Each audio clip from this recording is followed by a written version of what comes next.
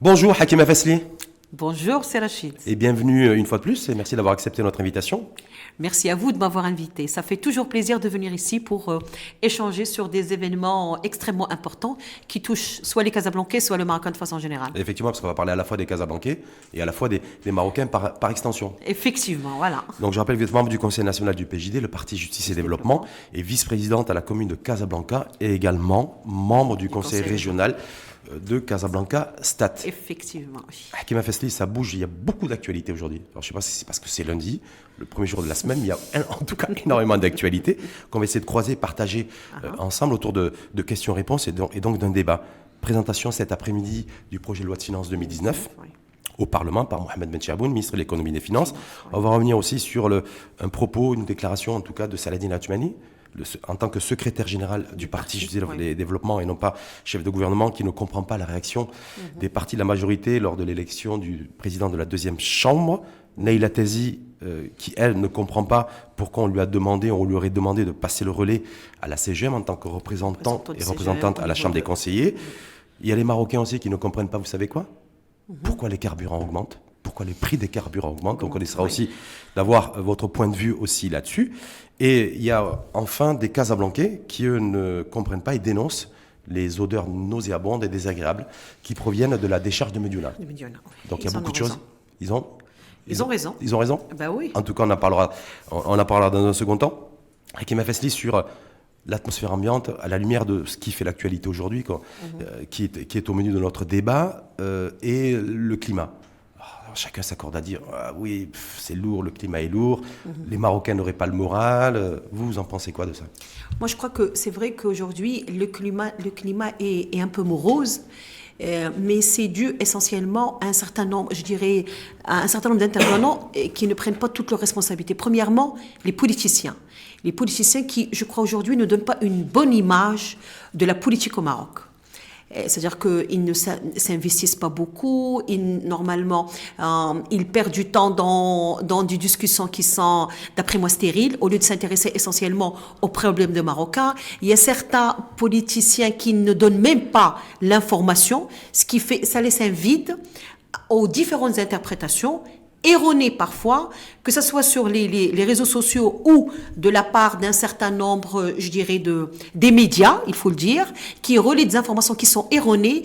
Et je crois que ce sont des gens qui n'ont pas une idée sur l'impact négatif de tous ces agissements sur le moral des citoyens. C'est-à-dire que quand le politique ne prend pas ses responsabilités, quand le média qui est censé faire le relais entre le décideur et les citoyens ne jouent pas aussi pleinement leur rôle. Ne jouent pas leur rôle. On est dans ce modèle-là aujourd'hui pour vous ? Oui, pour moi c'est ce qui arrive, ce qui fait les gens n'ont pas l'information exacte, et lorsqu'on n'a pas l'information exacte, on laisse libre jeu à l'interprétation personnelle. Et maintenant avec les réseaux sociaux, tout le monde peut dire tout ce qu'il veut, ça peut être faux ou pas, et ça peut avoir des dimensions énormes. Parce que là, on peut prendre pour exemple l'histoire du gâteau. Avec les gâteaux, des députés qui étaient sur les réseaux sociaux, ils sont sortis avec des sachets pleins de Moi personnellement, vu que j'étais parlementaire avant, moi j'ai deux idées là-dessus. Premièrement, c'est que ce jour-là, il y avait l'intervention de Sa Majesté,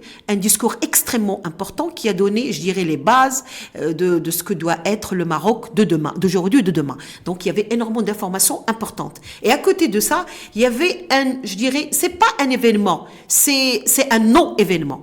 Et grâce aux réseaux sociaux et quelques médias, on a donné beaucoup de lumière à cette non-information au lieu de nous concentrer sur véritablement le discours et ce qui doit être fait pour mettre, en action les priorités stratégiques. Et en deuxième point, l'événement est archi faux. Moi, je défie quiconque qui pourrait véritablement dénoncer une personne qu'on a vue sur les différentes vidéos qui soit un parlementaire. Ça veut dire quoi aujourd'hui? Ça veut dire qu'il y a des médias, vous considérez qu'il y a des médias, essentiellement d'ailleurs sur la toile, qui font de la désinformation, qui orientent les consciences sur les sujets sans véritable enjeu. Parce qu'on a eu l'affaire aussi avec Mohamed Yatim, dont une photo a été...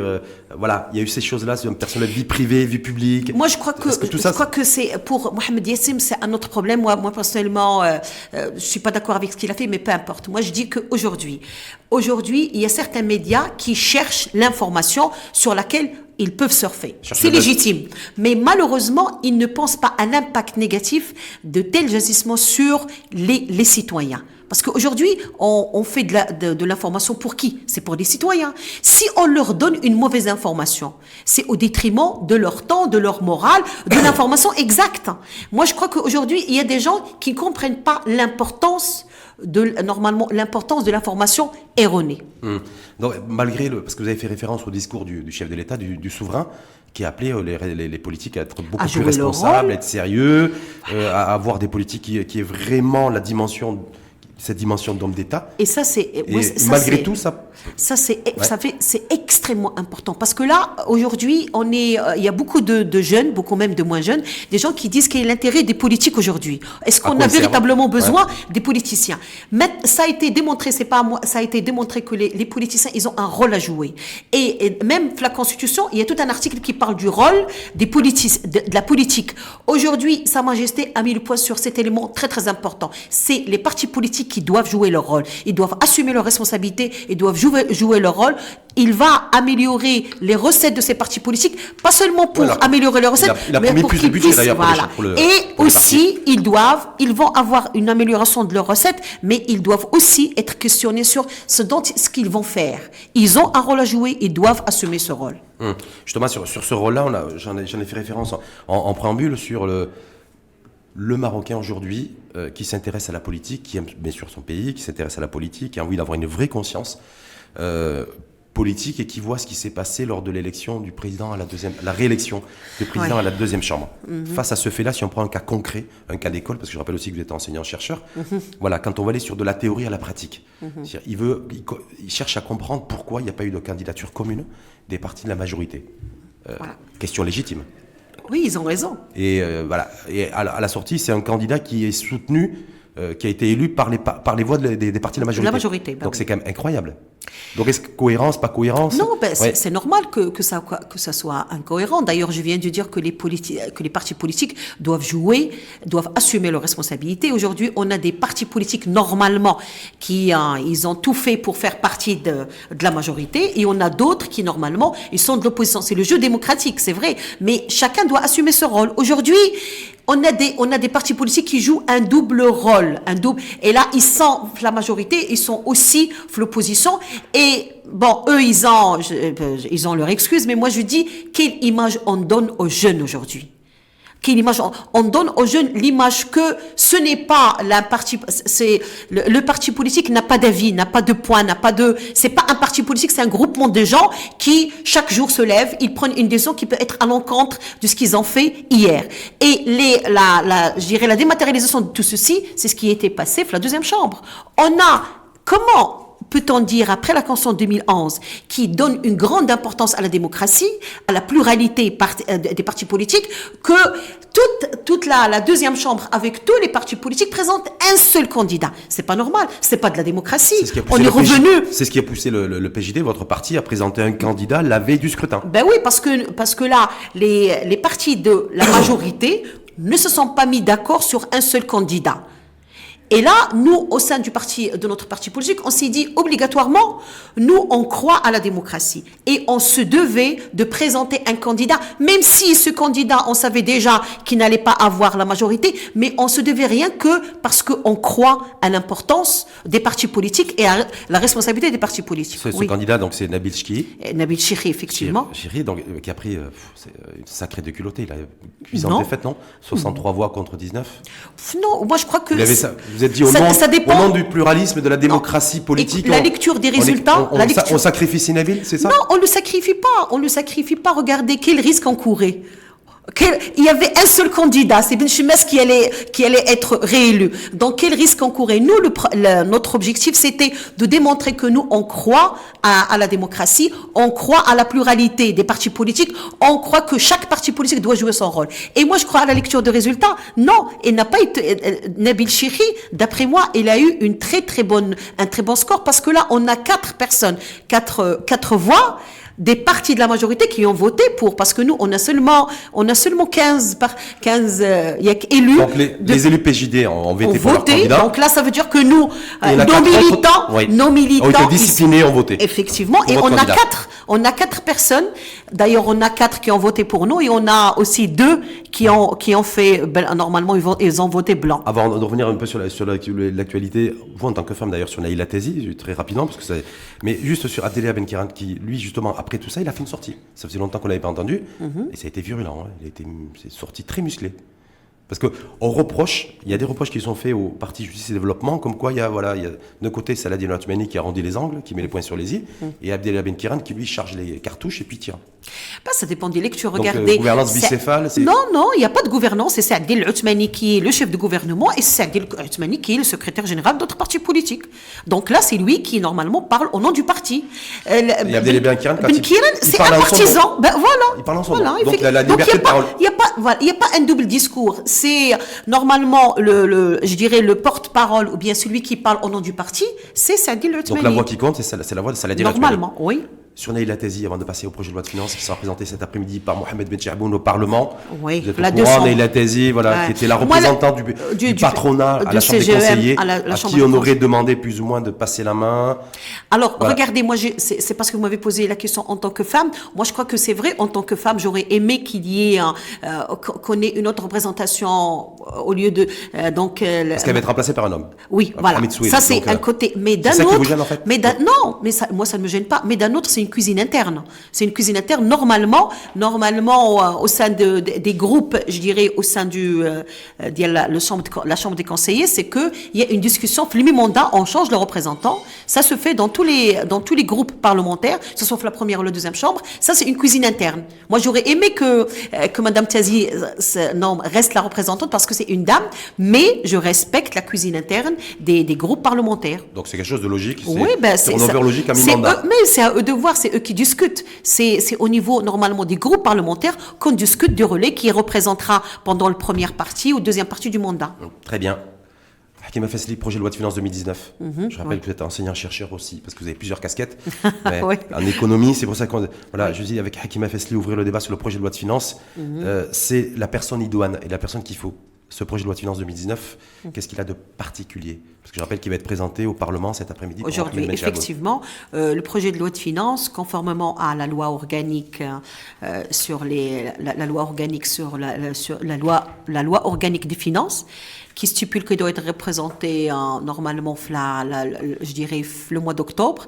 Donc, le projet de loi de finances va être représenté aujourd'hui devant les 2 chambres et juste après devant la commission des finances.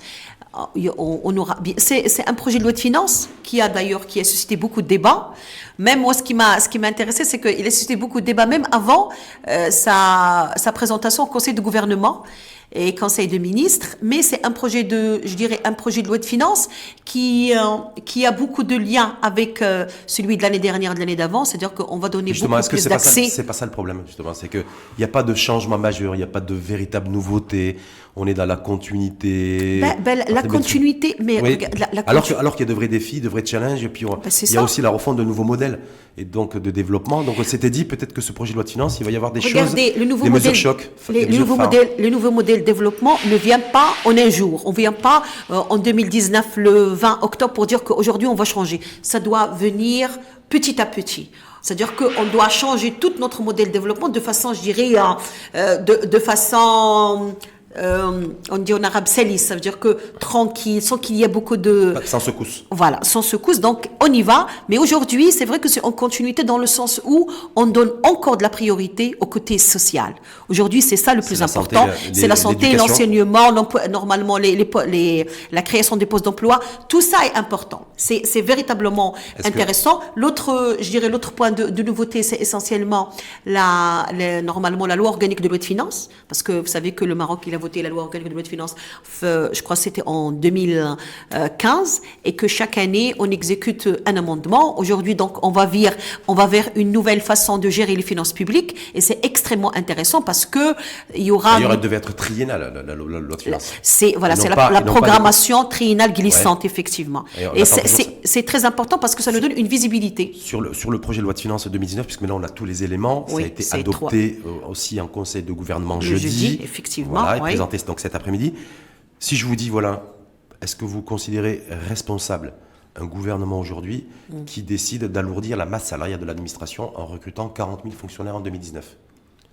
25 000 de manière directe et 15 000 dans les académies régionales, sachant que l'état des finances publiques, et ce n'est pas à vous que je vais le dire, ça va créer des tensions importantes. Eh bien, vous savez quoi? Alors, de point de vue économique, c'est vrai que normalement, les finances publiques, on doit alléger le poste de la masse salariale. Mais ça, c'est du point de vue économique. Mais il y a le point de vue social. Aujourd'hui, nous, au Maroc, on a un problème, je dirais, de chômage qui est pour nous une priorité et qu'on doit... d'une façon ou d'une autre, et l'État doit participer à cet effort. C'est-à-dire que l'État vraiment, elle pousse les entreprises à embaucher, mais elle doit elle-même le faire. Donc ça, c'est le côté, je dirais, social. Il y a aussi un côté, moi je crois, stratégique, c'est que aujourd'hui l'administration est amenée à jouer un rôle de plus en plus important et qu'elle a besoin de profils pour pouvoir jouer ce rôle. On a besoin d'un profil important. C'est-à-dire que l'administration aujourd'hui, on a une administration intéressante, on a beaucoup de salariés, mais on a besoin de profils nouveaux. On a besoin de nouvelles compétences. Ben oui, voilà. Et ces compétences ont un coût. Il faut les payer aussi, ces compétences. Oui, effectivement, c'est ça. Et pourquoi vous n'encouragez pas des départs volontaires qu'on a pu avoir dans l'administration en 2005 ? Ça dépend. Parce à ce rythme-là, c'est 112 milliards de dirhams qui ont été provisionnés pendant le projet de loi de finances 2019. Oui. On va se retrouver avec des montées en puissance ou avec un budget de l'État qui va être absorbé à 50% par la masse salariale. Ben oui, à ce rythme-là, je veux dire, c'est... Non, on n'y est pas encore, mais bon, c'est pas loin. Regardez, c'est un problème qui a été soulevé depuis longtemps, et je crois même lorsque j'étais au Parlement, on discutait de ça, et je crois qu'au sein de la commission de finances, on va discuter de ceci. Mais en tant que gestionnaire, c'est-à-dire que le ministère des Finances, en tant que gestionnaire, il se devait de faire ça.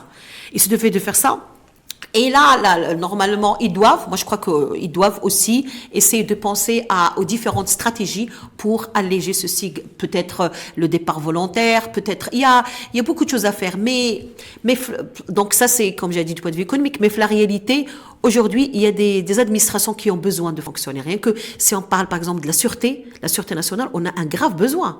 On a un grave besoin en termes de policiers, par exemple. On a normalement au niveau des administrations territoriales, les régions aujourd'hui qui sont amenées à jouer un rôle très très important. Aujourd'hui, les régions n'ont pas une administration forte qui leur permette de jouer pleinement leur rôle. Donc ça veut dire quoi ? Vous qui êtes économiste, ça veut dire que s'il y a vraiment des besoins en matière de compétences au niveau de l'administration, c'est qu'il faut trouver les moyens financiers et des nouvelles ressources financières pour pouvoir financer. On doit aujourd'hui trouver cet équilibre entre normalement l'embauche et la rentabilité des personnes embauchées. Est-ce que ça veut dire, selon vous, Hakim Fessli, qu'on va se retrouver, parce que on commence à en parler depuis 3-4 jours, sur le retour de la privatisation des entreprises et des établissements publics? Ben oui, parce que la dernière privatisation date il y a à peu près une dizaine d'années. Oui. Voilà, et donc il n'y a pas eu depuis. Je crois que c'était Mars à Maroc, d'ailleurs. C'est Mars à Maroc, voilà. Justement, aujourd'hui, je crois que c'est l'une des nouveautés de la loi de finances.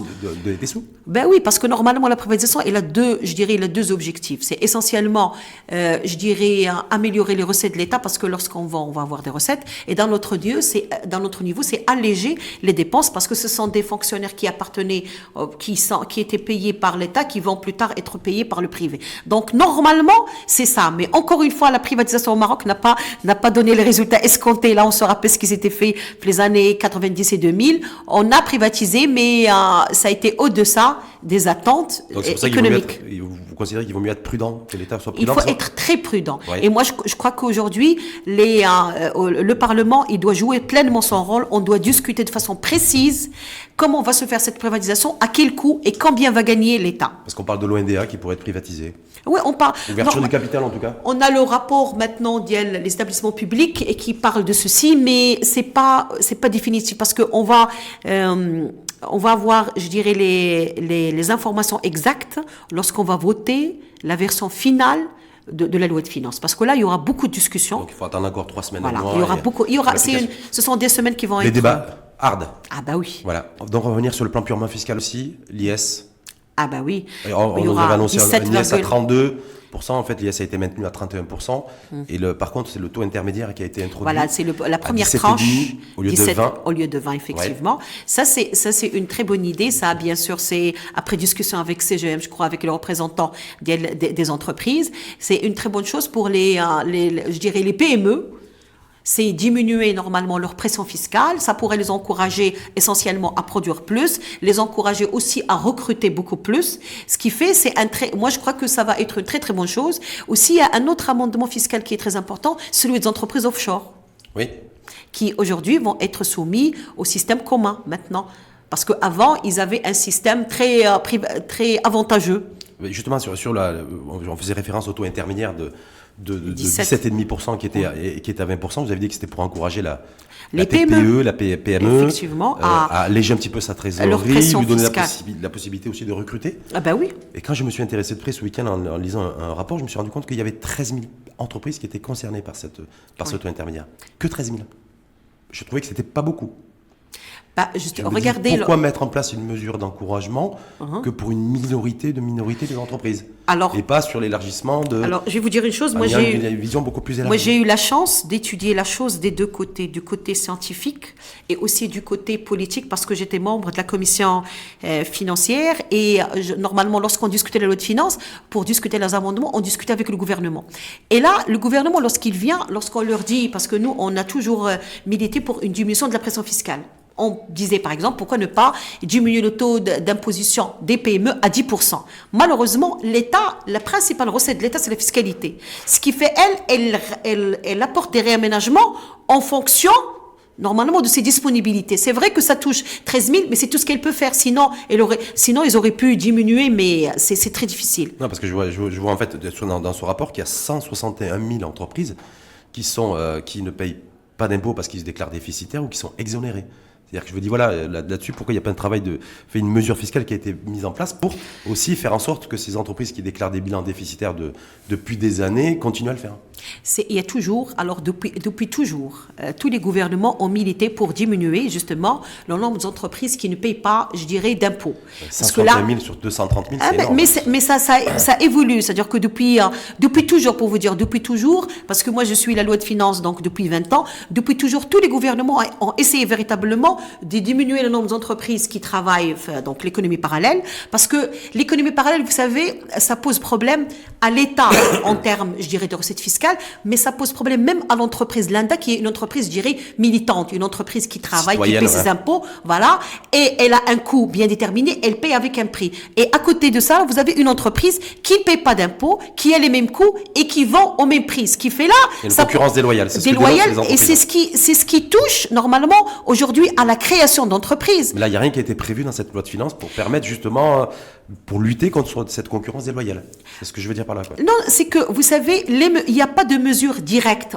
Normalement, le Code général des impôts, on a des mesures qui encouragent les entreprises à intégrer, entre guillemets, le marché, normalement, on va dire, légal. C'est-à-dire passer normalement, du marché parallèle à l'économie normale. Il y a beaucoup d'encouragements. Parce que là, même les entreprises qui sont maintenant dans le secteur informel, parfois, lorsqu'ils atteignent un certain niveau, ils ont intérêt à accéder au secteur. Mais ils ont peur, normalement, du fait qu'on leur dise que vous devez payer 30 ans d'impôts, etc. Là, l'administration fiscale et aussi le ministère des Finances essaient toujours de trouver des solutions. D'arrondir les angles. En tout cas, autre mesure qui a été mise en place et qui est prévue dans ce projet de loi de finances, c'est le retour de la contribution de solidarité pour les entreprises. Pas pour toutes les entreprises. Enfin, pour les entreprises, en tout cas, qui dégagent un bénéfice partir de 40 millions de dirhams. Eh ben voilà, pour les grandes entreprises. Voilà, ouais. C'est pour les grandes entreprises, justement.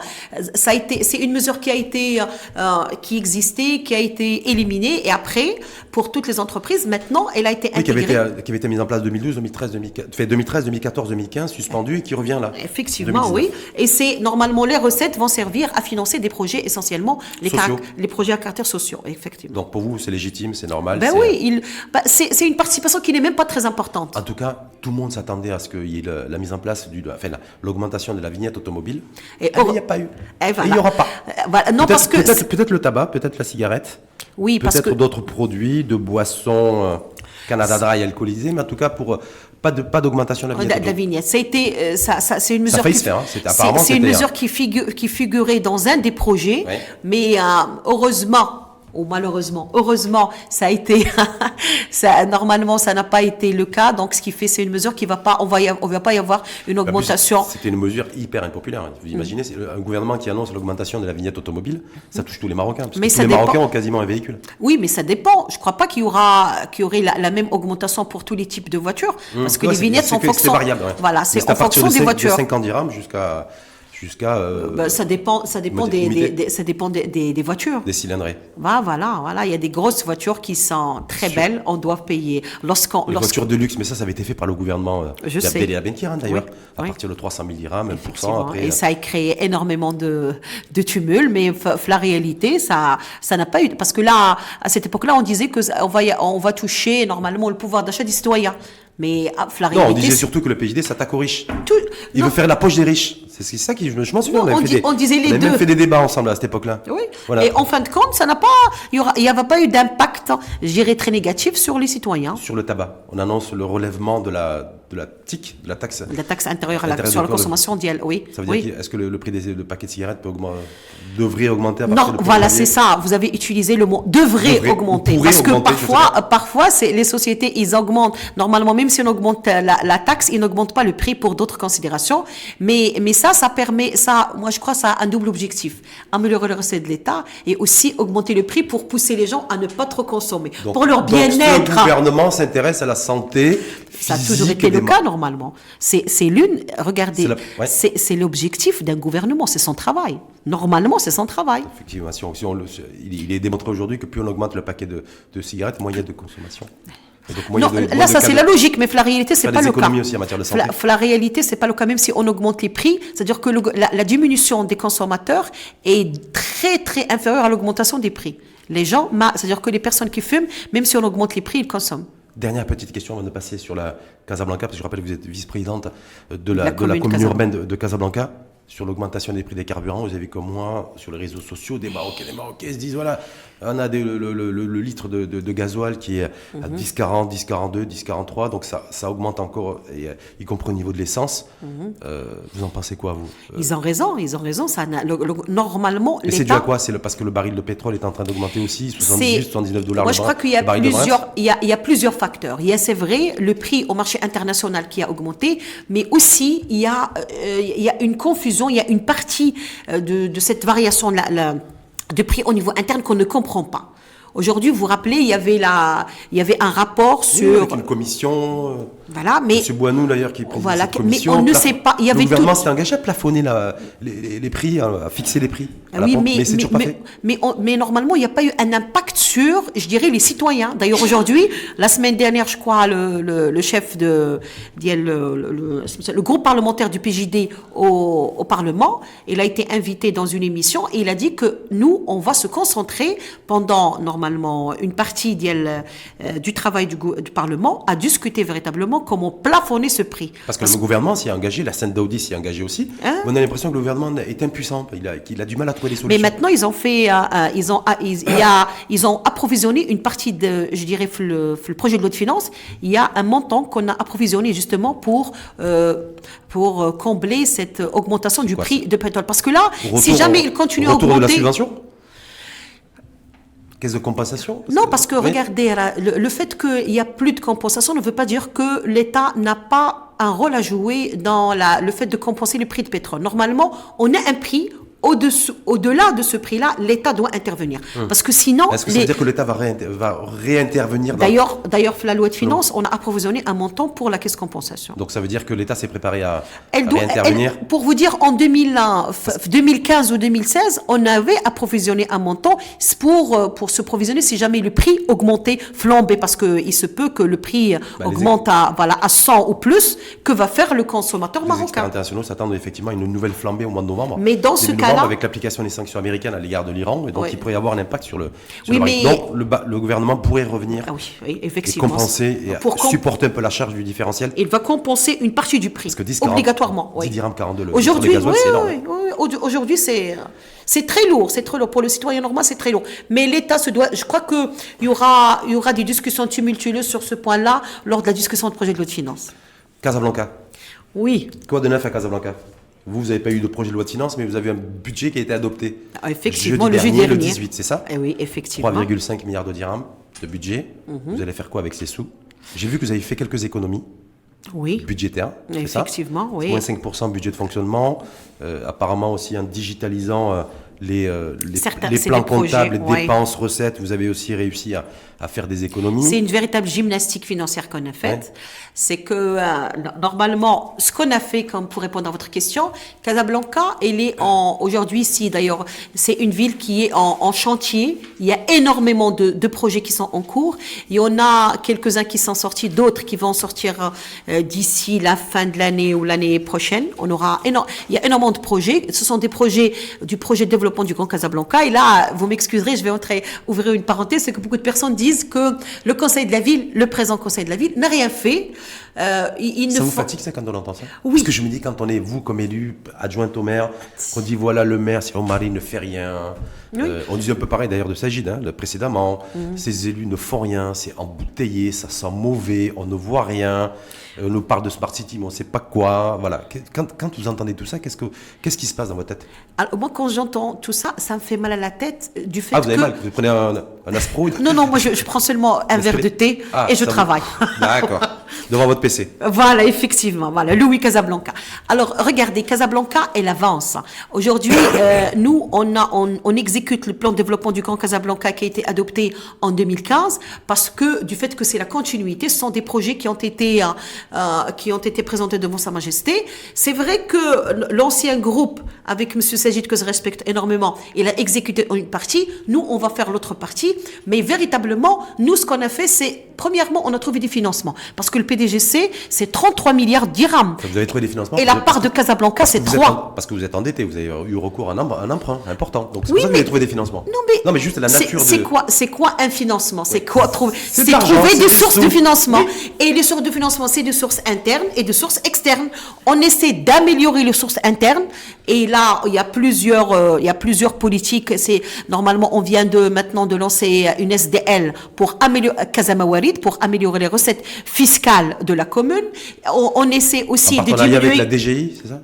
Ben oui, Ouais, parce j'ai que vu là, ça, on parle de la Direction Générale des Générale des Impôts, ouais. et la Oui. Trésorerie Générale du Royaume aussi. Donc, Parce ils que sont là, partie prenante. parce que justement, ça c'est bien que vous me posiez cette question parce que non, la fiscalité, normalement, la commune, elle a normalement ses recettes, c'est la fiscalité locale. Et c'est aussi une partie de la fiscalité, la TVA, 30% de la TVA qu'on perçoit, et aussi normalement la taxe professionnelle aussi qu'on perçoit. Mais c'est des impôts. Il y a la fiscalité locale, c'est nous qui la collectons. Les autres impôts, c'est l'État qui les collecte à notre nom. Et là, ce qui fait, on est lié avec TGR et DGI. On est très liés, donc il fallait créer une interface où tout le monde se mette d'accord pour qu'on puisse améliorer les recettes. Donc nous, et c'est un débat pour vous dire qu'on a commencé à les discuter depuis notre venue, donc depuis 2015. Et normalement, ça s'est concrétisé par la création d'une SDL. Et là, pourquoi créer une SDL pour les recettes? C'est parce que vous avez une SDL, ça veut dire c'est une entreprise qui va travailler avec des indicateurs. Donc, on fuit un peu la lourdeur administrative pour aller vers normalement des indicateurs de performance, un suivi, un contrôle. Voilà. Donc là, c'est une technique ou bien un outil pour améliorer les recettes de la commune. Aussi, en parallèle, on essaie de diminuer certaines dépenses de la commune. Donc là, c'est la diminution de 5% de certaines dépenses. Bien sûr, pas toutes les dépenses, mais les dépenses qui peuvent être compressibles, parce que d'autres dépenses qu'on peut pas toucher. Comme la masse salariale de la commune de C'est Casablanca. tout un débat, voilà. C'est ligne rouge, là, c'est dur. Hein. C'est tout un débat, là. Donc là, nous, on essaie de faire tout ceci, tout en suivant, premièrement, les grands projets qui ont pour objectif de changer le visage de Casablanca. Quand vous tout en dites grand projet, par exemple. Bah, regardez normalement les grands ponts, le pont à Ovan, donc à côté de Sidi Maharouf. On en est où là, parce qu'on annonce c'est pour très très prochainement. Fin d'année. Fin de l'année ou vous allez faire un beau cadeau de fin d'année au Casablanca avec l'ouverture du pont Oban, ouais. Oui.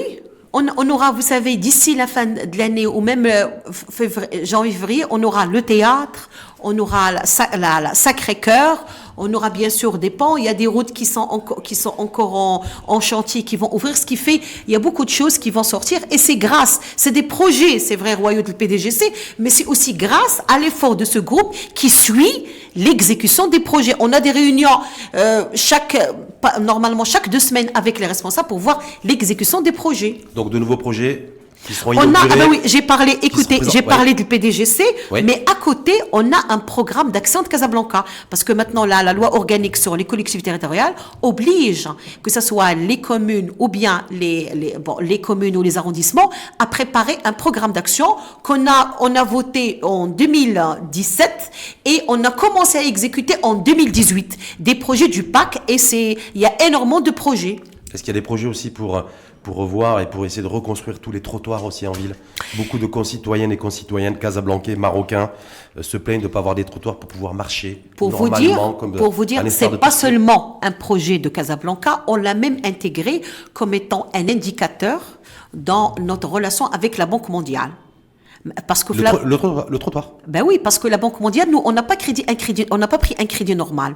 On a pris un crédit conditionné. Avec des lignes budgétaires.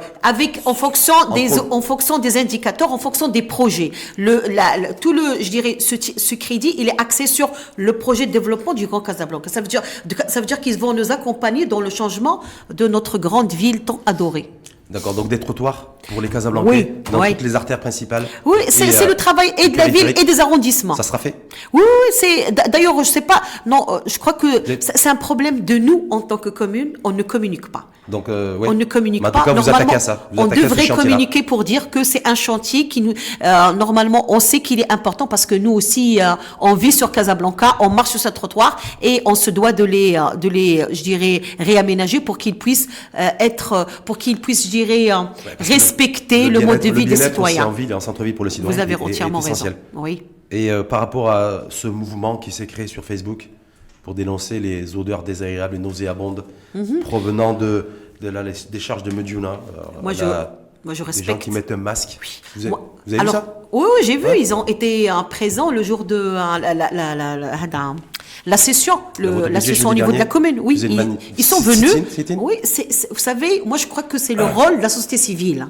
Le rôle de la société civile que de porter les voix des citoyens, mais à condition de ne pas être politisé. Moi, je crois, ou bien instrumentalisé. Moi, j'ai adoré ce mouvement-là au début, parce que je me dis, ce sont des citoyens qui viennent pour nous dire, en tant que gestionnaire, que voilà, on vous dit qu'il faut donner de l'importance à ce phénomène. Parce que la société civile, aujourd'hui, de par la Constitution, elle a un rôle de plus important à jouer. Donc moi, personnellement, j'ai adoré. Ils ont joué un rôle. Ils sont venus. Ils sont manifestés. C'est une très bonne chose. Mais je déplore d'un autre côté parfois l'instrumentalisation d'un tel événement qui peut porter atteinte aux résultats escomptés. Donc ce groupe s'appelle Décharge de Mediouna : une mort programmée. Oui. Donc il y a une page Facebook qui a été créée. Et vous êtes en train de dire, si j'ai bien compris, parce qu'il m'arrive des fois de pas très bien comprendre, que ce groupe-là, vous le soupçonnez d'être instrumentalisé. Non, moi je parlais de façon générale. Non, mais ce groupe en particulier. Est-ce que ce groupe Décharge de Mediouna qui dénonce les odeurs des nauséabondes? Moi j'ai dit que ces gens, moi je les respecte énormément parce qu'ils sont venus sursaut citoyen pour dénoncer quelque chose qui existe véritablement, le problème de Mediouna. Quoique, moi je le reproche un autre problème. C'est que Mediouna, elle fait partie, je dirais, de la région. On avait depuis maintenant 20 jours la session au niveau régional où on a discuté le budget et un certain nombre de projets. Pourquoi ces gens-là ne sont pas venus au conseil régional là où... Ça aurait été plus logique. Ben oui, parce que là, Mediouna, elle fait partie de la région de Casablanca-Stade. C'est qui m'a fait. Oui. Si je vous dis, parce que peut-être que le maire de Casablanca est PJD et que le président de la région ne l'est pas. Peut-être. Moi, je vais dire. Oui, non, je suis dans le vrai, dans le faux. Moi, je dis peut-être. Je suis pas parano, je sais pas. Moi, je dis peut-être. Peut-être. En tout cas. Oui. Peut-être parce que là, moi, je vous l'ai dit au début, c'est que moi, je respecte les agissements des sociétés civiles. Ce sont des gens qui parlent au nom de la population. Ils font un travail extraordinaire. Mais moi, je leur dis, de façon générale, à la société civile, faites le travail de la société civile. Ne faites pas le travail politique. Il y a des politiciens et des partis politiques qui, normalement, doivent faire ça. En tout cas, on va aller sur le fond, parce qu'au-delà Oui. d'instrumentaliser ou pas, il y a un problème, de toute façon, d'incinération d'ordures à la décharge, la plus grande décharge du pays, d'ailleurs, me semble-t-il. Oui. Qu'est-ce que vous faites? Que font les élus? C'est la responsabilité de qui? Alors, vous savez, avec la décharge, on a ces deux, je dirais, deux projets distincts. On a premièrement les déchets de Casablanca qu'on déversait Médiouna, c'est d'un côté, et le statut de la décharge de Médiouna. Alors, comme vous l'avez si bien mentionné, pour la décharge de Médiouna, c'est la plus grande décharge au Maroc, ce qui fait, c'est un projet qui dépasse la ville, un problème qui dépasse la ville. Ça touche et la ville, et la région, et la commune concernée, et l'État. Et aujourd'hui, on a un projet où normalement l'État ou bien le gouvernement via le ministère de l'Environnement, la région et la commune de Casablanca vont être partenaires. Et je crois que il est. C'est quoi l'issue? Parce qu'on n'arrête pas de nous dire depuis des années. Non. Ça aujourd'hui, moi je vous parle pas de. Moi je vous parle pas de la théorie. Je vous parle d'un projet, projet actuel. On a lancé, je crois, les appels d'offres. On a lancé les appels d'offres parce qu'on lance des appels d'offres au niveau international sur ce projet-là. On l'a étudié. Ça a tardé pour je dirais, le nouveau groupe parce que c'est un projet qui demandait énormément d'argent et que la commune de Casablanca ne pouvait pas le faire toute seule. J'ai pas transformation de la décharge Médiouna. Oui. Là, c'est deux choses. C'est la transformation de la décharge Médiouna et créer la mise à niveau, en tout cas. Créer une décharge parce que nous, on va créer une décharge, je dirais, à la hauteur de ce qui se fait aujourd'hui au niveau mondial. Pour vous dire, on est même allé, que ce soit, il y avait une délégation, monsieur le maire, monsieur le président de la région, monsieur le Wadi, président de DGCL, on est allé visiter quelques expériences qui ont marché au niveau international pour essayer de voir quel est le projet qui correspondra le plus à la ville de Casablanca. Donc, c'est créer une autre décharge au lieu donc de faire l'incinération. Toujours à Médiouna ou dans un autre endroit? C'est dans un autre environnement. Médiouna, là, il y aura un autre projet pour normalement revaloriser, je dirais, le traitement des déchets, en fait. Effectivement. Ça sera unité de traitement des déchets. Donc ça, c'est concernant. Et l'incinération se fera ailleurs, dans un autre endroit, à Casablanca. Voilà, ça sera ailleurs. Ça, c'est un côté. L'autre côté, c'est la collecte déchets au niveau de Casablanca. Nous, on a lancé, ça fait maintenant un mois, un appel d'offres on a divisé la ville de Casablanca en quatre tranches. Il y a eu l'ouverture de plis. Normalement, c'est avant, je crois, la fin de ce mois. On aura une idée sur quelles sont les sociétés qui vont être responsables. Il va y avoir de nouvelles sociétés qui vont être introduites. Vous allez faire jouer un peu la concurrence aussi, beaucoup plus d'opérateurs sur l'ensemble du Maintenant, territoire. On a déjà ouvert l'appel d'offres. Il y a eu déjà, d'ailleurs, on a ouvert maintenant, Savara, on a ouvert les dossiers. On a fait la comparaison entre les dossiers financiers et les dossiers techniques. Maintenant, on est dans les dernières phases pour donner les résultats des sociétés qui vont prendre cette responsabilité. Ça va se faire les jours à venir. Il y en a deux, c'est ça? Non, on a divisé Casablanca en quatre parties. Il y a combien d'opérateurs aujourd'hui qui collectent les déchets? Non, on a une seule. C'est la ville. C'est la ville. Ça, c'est maintenant, c'est Casa Prestation. Donc vous allez externaliser? Oui. Avec un ou deux nouveaux opérateurs, pour bien comprendre. Non, on va avoir quatre opérateurs. Quatre opérateurs. Ben oui, chacun dans chaque zone. Chacun dans chaque zone, effectivement. Donc il y aura une meilleure collecte des déchets. Oui. C'est ça le but? C'est une meilleure collecte avec normalement. Bon, c'est une collecte avec, je dirais, pas de la même forme que ce qui se faisait avant. Maintenant, on va essayer de, je dirais, de s'inspirer. On a fait du benchmarking et on va essayer de s'inspirer de ce qui se passe dans les pays développés pour faire de Casablanca une ville blanche, une ville propre, une ville smart. Une ville smart. On va y revenir sur la ville smart. Vous savez que dans toutes les villes du monde, vous faisiez référence à ça, qui sont mis à une meilleure collecte des déchets, une meilleure optimisation et un traitement, ça représente un coût aussi. Oui. Donc c'est les impôts locaux aussi. Il faudra aussi que les Casablancais sachent qu'ils devront passer à la caisse aussi. Parce que de nouveaux opérateurs, une meilleure collecte des déchets, un meilleur traitement ou un traitement derrière. Ça va être le pollueur-payeur. D'accord. Ça va être le pollueur-payeur. Moi, je crois pas qu'on va inventer une taxe pour tous les Casablancais concernant le déchet. Je crois qu'on va faire une certaine ingénierie pour créer peut-être une petite taxe en fonction normalement des déchets. Il y aura toujours une petite taxe. Ben oui. Non, mais si on veut une amélioration, on doit tous participer. Moi, je crois que les Casablancais ne vont pas être contre. Non, à partir du moment où vous leur faites des trottoirs et vous leur faites des toilettes publiques, Ah bah oui. Et toute cette polémique aussi. D'ailleurs, sur les réseaux sociaux. Oui. 600 000 dirhams, c'était la toilette publique qui... Oui, on en est où?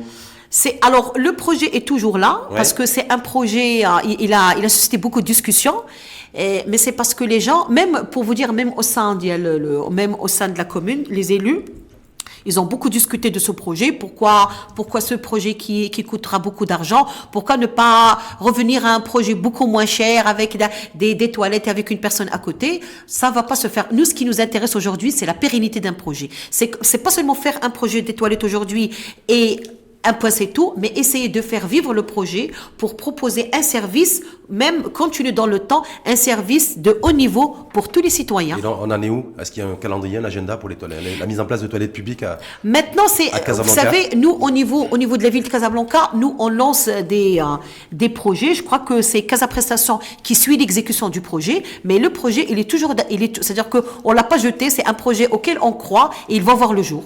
Là, on aura les premières toilettes publiques en 2019? Vous allez les avoir avant 2020. Donc ça veut dire courant de l'année 2019. Ça dépend de Casa En tout cas, vous avez dit en termes de projet, le contournement de Sidi Marouf, le pot au banc, c'est ouverture fin d'année. Fin d'année, début de l'année prochaine. Le théâtre. Le théâtre, c'est essentiellement, normalement, c'était fin de cette année, mais ça va être janvier-février. Réfection de tous les trottoirs. Alors, les trottoirs, pour vous dire, ça va se faire nécessairement parce que c'est un indicateur de la Banque mondiale. Soyez-en sûrs qu'ils vont être faits. Quand on ne sait pas, mais en tout cas, ça va se Non, faire. c'est au cours de cette c'est année. prévu. Ah, oui. En 2019. Oui. Très bien.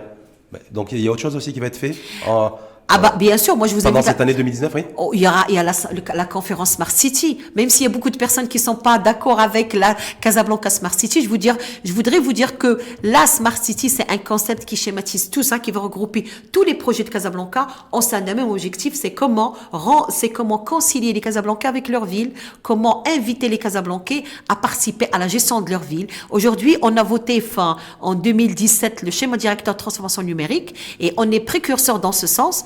Et ce qui fait, c'est des projets, c'est-à-dire si vous vous connectez au site de la ville de Casablanca, vous allez avoir des informations sur ce que c'est que le schéma directeur. C'est véritablement un projet très novateur qui pourra permettre véritablement à Casablanca d'être de plus en plus intelligente. Merci Hakima Fesli. Merci à vous de m'avoir donné la possibilité. Pour ce débat intelligent. Merci une fois de plus à vous. Je rappelle que vous êtes membre du Conseil national du PJD, le Parti Justice et Développement, vice-présidente à la commune urbaine de Casablanca et membre aussi du Conseil régional de Casablanca, Stat, effectivement. Et quand vous avez un peu de temps libre, faites de l'enseignement. Parce qu'enseignant-chercheur, c'est ça aussi? Oui, non, mais c'est la première des choses. Ma Ah, première d'abord fonction, enseignant. c'est l'enseignement. Et après, je fais de la politique. D'abord, je transfère le savoir et ensuite, je le partage avec les... je le transforme en termes de service public aussi, de proximité, pour l'amélioration du quotidien des citoyennes et citoyens. Je me dis que j'ai un rôle à jouer, je dois le faire.